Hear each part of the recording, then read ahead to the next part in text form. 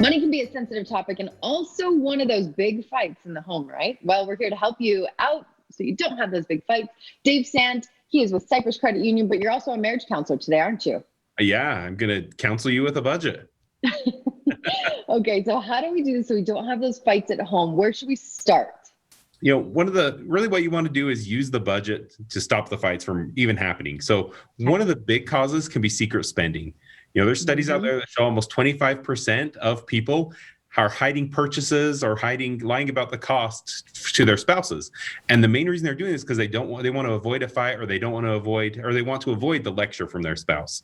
So the way you can stop this is when you're sitting down to make your budget out some money autonomy for each spouse, right? Set aside money that each one has to spend at their own discretion. That way you don't have to hide things. You don't have to lie about things. You spend it on what you want to spend it on, but you both know it's there and you know it's there for you to use how you want. Very, very smart, Dave. Okay, we should probably set up roles so that we know who's in charge of what role for the money.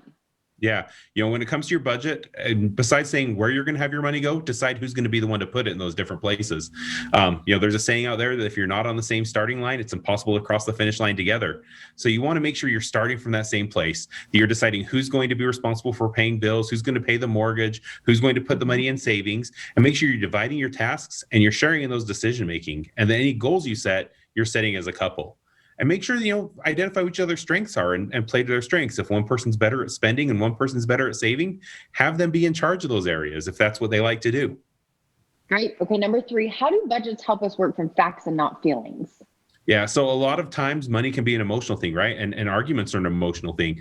So your budget really lays out those facts, right? And this is especially helpful if you're in a relationship where there's maybe one who's a spender and one who's a big time saver, right? The saver wants to put all their money and thinks the best thing you can do is put it away for a rainy day. And the saver wants to go out and have the experiences and do those things. So you have different emotions behind your money. So if you sit down and have just a good discussion to understand the impact that each thing has on your budget, and your budget's helping you to see where you're going to put the money and how much you're going to put in each place, that's going to help you to look at the facts, not the feelings of it all.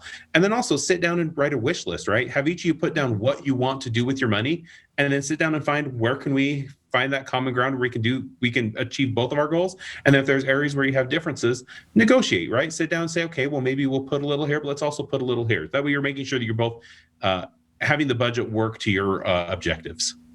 Maybe you don't want to see my wish list. I will keep it private. Last but not least, let's create the big picture of everything. Yeah. I think a lot of times understandings can come when you're just looking at the small things, right? You're just looking at one single purchase or one single area, but you're not seeing the full financial picture. So make sure you're taking the time to sit down with each other, reviewing the budget, reviewing your short-term goals, reviewing your long-term goals, walk through all of the things and be engaged with each other, right? It's all about communication. Just how you have communication in all different areas of your relationships, you want to make sure you have good financial communication with each other as well. And that's going to really help you avoid any type of financial misunderstandings you may have. Great tips today, Dave. If they want more info, give them your website. Yeah, cypressu.com. We've got tons of great resources on our blog. And you can say thank you to Dave when you don't have that fight. Good to see you, and we will see you in a couple of weeks. See you later.